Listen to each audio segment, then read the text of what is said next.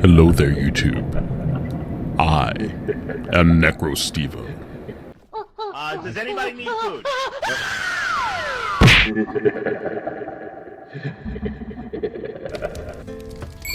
And it is time for week number 5 in the Pokemon Premier League, season number 5.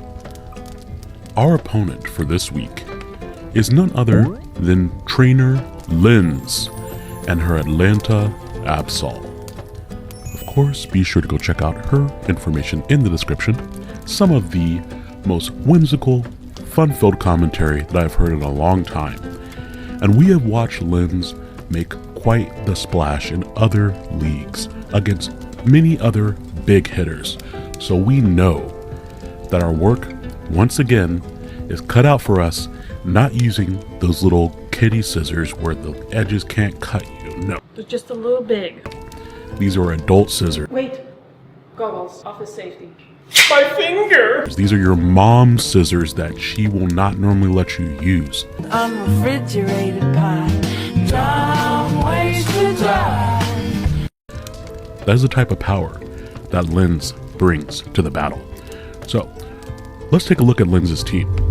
This week, Linz has access to a Terra Barraskewda, Walking Wake, Hatterene, Corviknight, Pelipper, Kilowattrel, Ursaluna in its Blood Moon form, Arcaludon, Brambleghast, Terra, Galarian Moltres, and Vikavolt. Linz actually used to have dual weather options for her team, and then she switched over to the pure rain mode. And I am here for it because you know that the shadows do not need any extra sunlight if we can afford it. Yes, light can make the shadow stronger under dire circumstances, but wouldn't you just rather it be dark, like all around? Plus it's October, that's just what we need. Anyways, what are the shadows bringing to bear up against Linz and her Atlanta Absols? This week, we have a very physically defensive Bellibolt, Terra Electric. Electric looks really good against her team outside of the Ursaluna, and the Arcaludon to a lesser extent there. Bellibolt really, here I gave it the tech move of Light Screen. I went with Electromorphosis, with Volt Switch, Light Screen, Muddy Water, and Parabolic Charge. So a way to hit and get our HP back, but also if I'm expecting the Ursaluna to switch in, I can set up Light Screen and then hard swap out to something else and it'll take less damage because of my Light Screen. After that, we also have heavy duty boots on a couple of Pokemon. I have heavy duty boots Swords Dance Baxcalibur, and then I also have heavy duty boots on my Tornadus Therian. I wasn't sure she'd bring rain against me because a couple of my Pokemon benefit from it. For example, Tornadus uses Hurricane and Bleak Wind Storm, and these moves in rain have perfect accuracy. Now she could very easily swap in her Brambleghast with the Wind Rider ability on my Tornadus, but that is okay. We have contingency plans for that in the form of coverage moves like Snowscape, which will get rid of the rain and replace it with snow, which will give my Baxcalibur a defense boost, and I can use Weather Ball, which will turn into an ice type move if I put up snow. So that is going to be our cool tech for the week in the event that the Pelipper I think is going to swap out, or even swap in. I can just set up the snow and annoy her team, hopefully. After that, we have our Terra Electric Necrozma. Now, major shoutouts here to the Dawn Fanatic and Shroom Raver who helped me with prep for this battle. I think I missed 4 Power Meteor Beams in prep. And I don't always do test battles, but like I said last week, we need to bounce back. And so I did do some test battles. Thank you, gentlemen, for the help. And man, am I happy I did, because before my match with Linz, I think literally an hour before it, this is the benefit to not ginning your teams, everyone. I just went in and I adjusted my team. I switched the Terra type on Necrozma from water over to electric. That would allow me to hit the Necrozma if I boosted up. And I also switched from Power Herb Meteor Beam to just Citrus Berry with Dragon Dance. Using Moonlight or Morning Sun here would not work great just because if the rain was up, then I'm only going to be recovering a quarter of my HP. So we use the Citrus Berry to get the same effect, and then we're just going with the coverage moves of Photon Geyser, Earthquake, and Terra Blast to have perfect coverage against her entire team. Our team is rounded out this week by the presence of our Swords Dance Ogerpon, and of course, Glimmora. Now, Glimmora is another last-minute addition to the team this week. I originally had Crocodile in that slot because I was thinking I wanted something to swap in on Kilowattrel trying to spam electric type moves, and that will even allow me to swap in something on our Caledon trying to go for Electro Shot. However, really in practice, Crocodile just kept ending up being Barraskewda food. Fish are friends, not food. And so none of that was working out, and so I swapped it to Glimmora. Why Glimmora? Number one, her team does not like rock type moves. Just several things weak to it. And her removal, being the Bramble Gas or maybe Defog on a few different places there, those removal Pokemon do not like to be toxic. So I figured that I could maybe get up my Stealth Rocks, especially because Hatterene being the Magic Bounce user, which means of course if I try to set up rocks, they will bounce back to my side of the field, and then I'm the one with rocks on my face.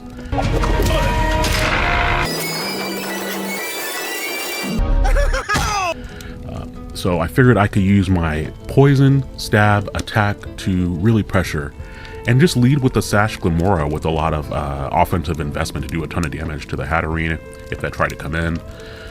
So yeah, that was the general vibe and the general thoughts to the team here. So let's head over to the battle and let's see what Lens has prepared for us this week. Alrighty, so it is time for our battle against Lens. Best of luck to you, Lens, and of course, may the shadows ever be with you. We can see that Lens has her Pelipper, a Terra Water Barraskewda, Ursaluna Blood Moon, Corviknight, Archaludon, and Hatterene. For the Pokemon that we see here, we are going to stick to our general game plan. I was actually relatively surprised to not see the Walking Wake, and also to not see the Moltres maybe with like Terra Steel or even Terra Dark, something like that against my team could really put in a good shift, or even Terra Flying all have merit here. She would need to remove the Belly Bolt, but lots of damage. Now for this matchup, I wanted to go into it and hopefully try to get up an entry hazard or two. I knew that it would be difficult with the Hatterene and the Corviknight around, but I anticipated that with Terra Water being her choice here, the Barraskewda will be used as a blunt force instrument to cave my team's skull in, so we want to keep that Pokemon off the field, or at least be able to punish it for coming in. We do see Hatterene on the lead matchup, and not wanting to mess around with it, we're just going to go straight for Sludge Wave, which almost KOs it, which does indicate that she has maybe a little bit of bulk in there. She brings me down to my Sash, which she does not need very much offensive investment to do. On this turn, I was very tempted. Oh man, they could have called me the Temptations. I wanted to click Stealth Rock so badly, but I did not. I did switch my Uven, go for a Power Gem just to hopefully catch maybe the Corviknight coming in and do a little bit more damage to it.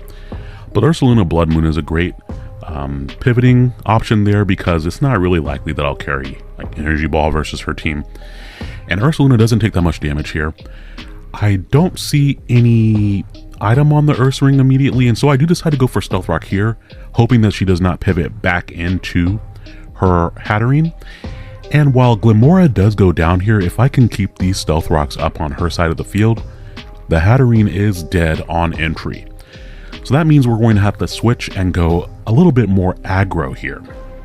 So I go out into my Ogerpon, and figuring that this is going to scare out the Ursaluna because it's a ground type and I have water and grass type moves at my disposal here, we're going to go for Swords Dance. I could have just gone for the Ivy Cudgel, but again, I want to keep those rocks up. I don't want Glimmora's sacrifice to be in vain. Corviknight does come in, it takes the rocks damage, which I was like, okay, it's probably leftovers or Rocky Helmet since it took that chip. But if this Corviknight is a specially defensive Corviknight, I can KO it in a single Ivy Cudgel. Now, unfortunately, she is leftovers, which puts that roll slightly more into her favor, but With this Ogerpon, I do have a little bit of bulk investment because I had some leftover EVs from speed once again. And so I know I can take a Brave Bird or a U-turn here easily, unless she's offensive. I do not KO the Corviknight, and then she crits my poor little Ogerpon with the Brave Bird. Wait, they don't love you like I love you. Wait, they don't love you like I love you. However, Brave Bird causes recoil, and in recompense, this is a double down. Ladies and gentlemen, we have a double down. And while I really didn't want to lose my water immunity that way, it's fantastic to have the Corviknight out of the way. I very, very carefully considered that turn. I wanted to go out to Belly Bolt, but if she went for Defog, I really wanted to punish that play. Now here on the double down, I am going to go out to Tornadus. It is the fastest thing that I have. And if she went out to the Pelipper, I wanted to be able to throw off a Hurricane or maybe even set up the Snow. I didn't think she would go straight out to Barraskewda because I figured she would want the Rain Up before she went out to Barraskewda. And so that just left the Pelipper, or if she wanted to go back out into the Ursaluna, which I do have the Focus Blast for, Ursaluna or the Archaludon in the back. Now here I do just go straight for Hurricane, and my good golly, that does a great amount of damage, but it does not KO. However, once again, she's in range of my 8 trigrams.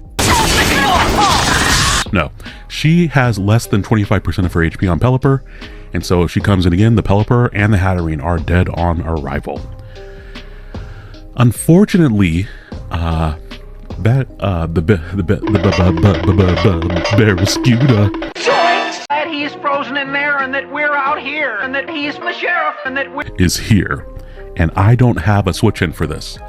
Now Belly Bolt is very defensive, so I can take a hit from it, but I'm not switching in Belly Bolt to that. Have you seen him? He's so squishy and adorable. And Tornadus loves the rain, so maybe Tornadus won't be too mad about me sacrificing it there. I figured that she would not want to touch my Belly Bolt. No touchy. Because Belly Bolt can't have the static ability.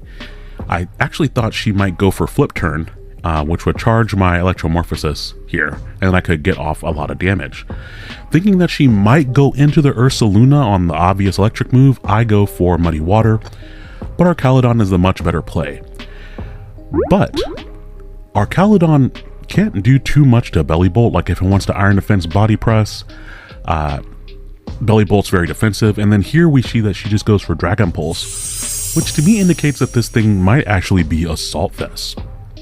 Now our team is very familiar with the power of Archaludon, and that's exactly why we put up the light screen here. We do take a couple of Dragon Pulses, and I really wanted to limit how much I hit the Archaludon. So we hit it once with Muddy Water as it came in, and then we hit it a second time with Volt Switch to get out. That means that Archaludon has +2 to its physical defense. Now the downside here is that because the rain is up, I can't let the Barraskewda back in, or it could very well sweep me. Barraskewda learns Close Combat, and that can do super effective damage to my Baxcalibur, and now my Belly Bolt has gotten chipped down. So knowing that this is my opportunity, we're going to go out to Necrozma and go for Dragon Dance underneath Light Screen. I was worried here about the Dragon Tail option, but I figured at worst that might send me out into Baxcalibur, and then maybe I could just throw off a hit. But we don't see Dragon Tail, we just continually see Dragon Pulse, and so with Light Screen up, that's not doing very much damage. And the other nice thing is that when I set up my Light Screen, it's actually concurrent with the rain turns. So there's one final turn of rain, and there's one final turn of my Light Screen.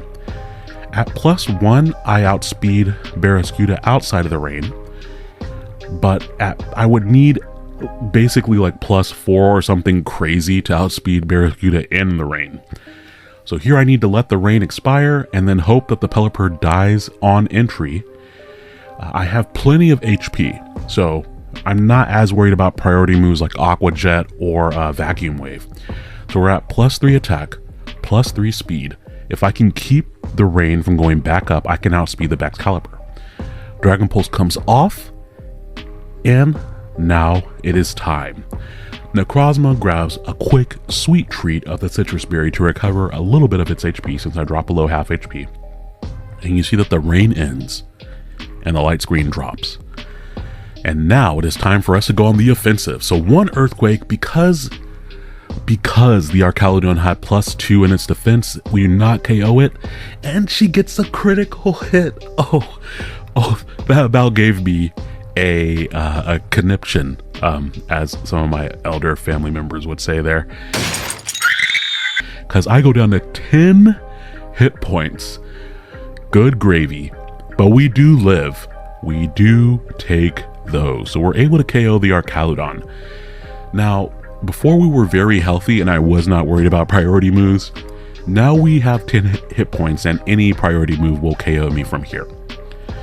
Her options are to go out to the Ursaluna and go for Vacuum Wave, or she can go out to the Barraskewda and go for Aqua Jet.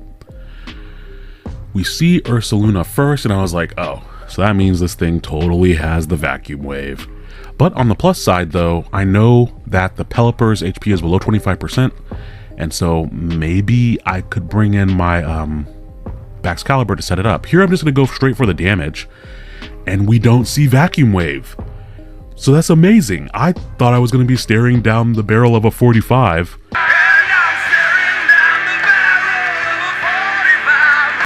But really I'm staring down the twin engines of a Ford F-150. Oh, dude, come on! Or maybe, I don't know. This fish is not a car, but it does hit like a truck.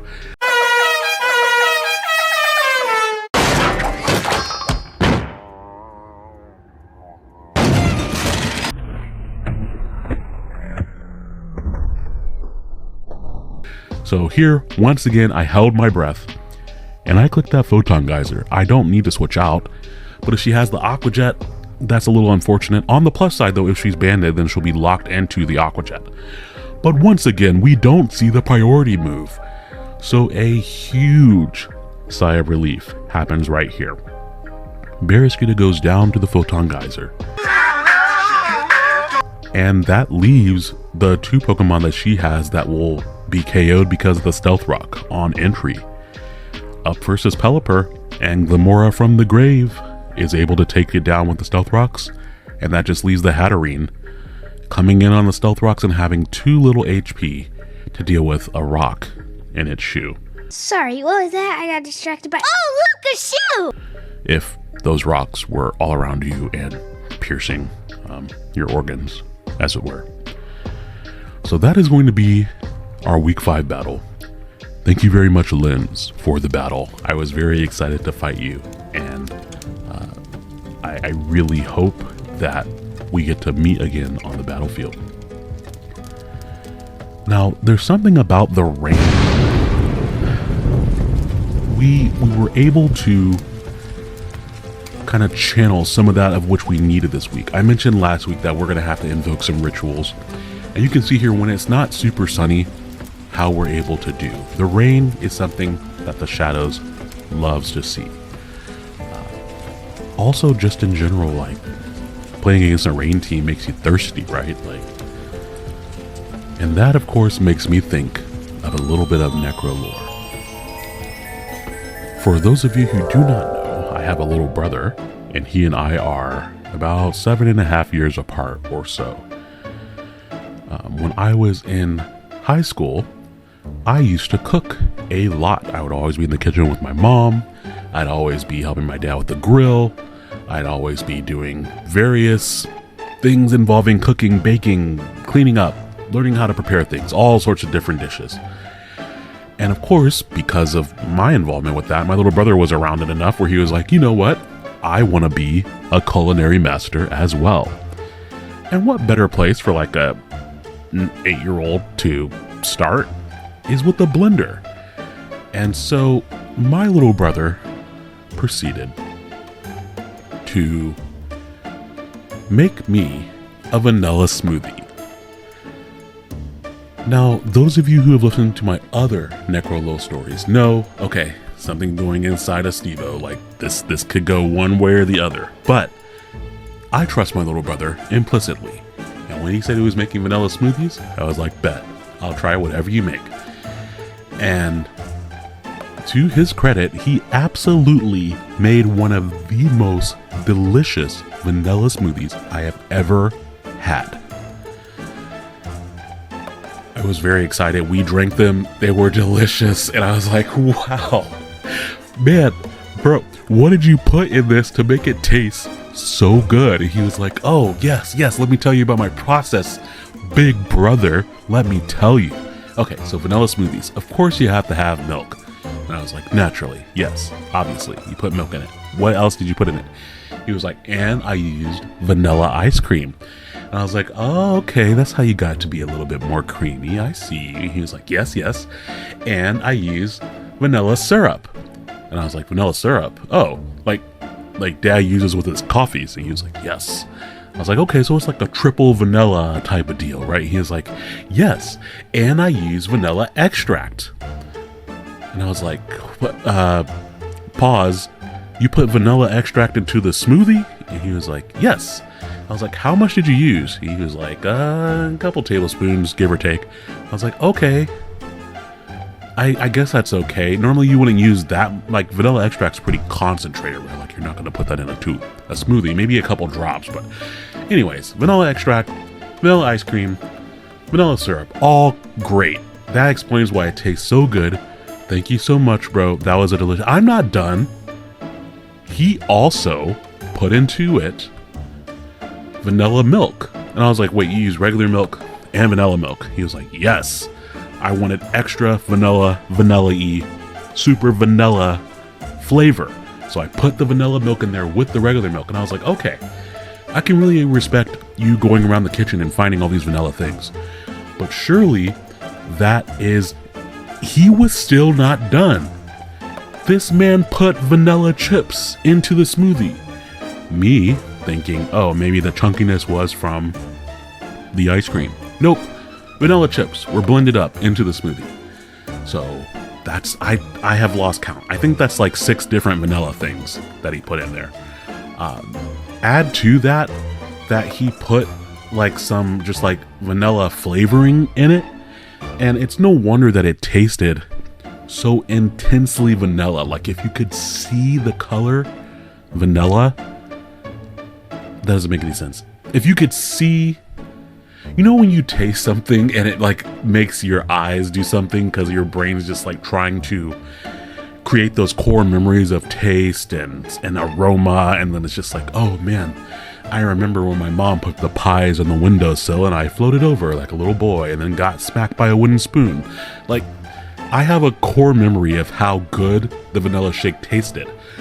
But because of all that bullshit he put in the vanilla shake, I also have a core memory of my stomach going later on that night as my body's trying to process like 7 or 8 different vanilla things inside of it. And these were not small shakes. He made like a blender full for both of us. And now he has no business drinking that. Like, that was the same amount as like his whole body. For me, I'm a high schooler. Of course, I can knock out a 64-ounce vanilla shake. Easy. But can I knock out 64 ounces of vanilla shake when a whole bunch of it is vanilla ingredients that are normally processed with things? He put vanilla chips. Those are supposed to be melted over the stove with other items. Those are not supposed to go into the smoothie. But all that said, that was a delicious freaking smoothie, and it was absolutely worth the gastric distress, which very fortunately was a lot shorter lived than the other gastric distress story that I shared on here. That was just like one of those where your body goes, hey, I'm going to give you about 3 seconds to make your way to a bathroom, and then you're going to explode. And it's just like you're running to the bathroom as the Minecraft like taking damage sound, where it's just like tick, tick, tick. You're trying to get there quickly. I do distinctly remember the panic of trying to undo my belt in the bathroom and going, I truly, deeply do not want to destroy these pants.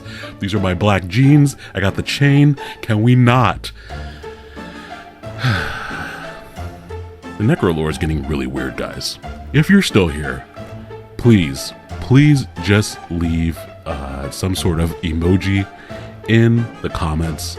Let's say, let's leave the little shake emoji in the comments if you're still here at the end of my NecroLore. Thank you for staying to the end. I hope you are entertained. And of course, next week, it will be week number 6 in the Pokemon Premier League. So be sure to come back again. And the Victorian Shadows will be doing our best to continue to dig out of the massive hole that is our first 3 losses in the season. So now we are 2-3, and we're going to keep on doing our best to show everyone what the Shadows can do. In the meantime, have a beautiful night. Goodbye.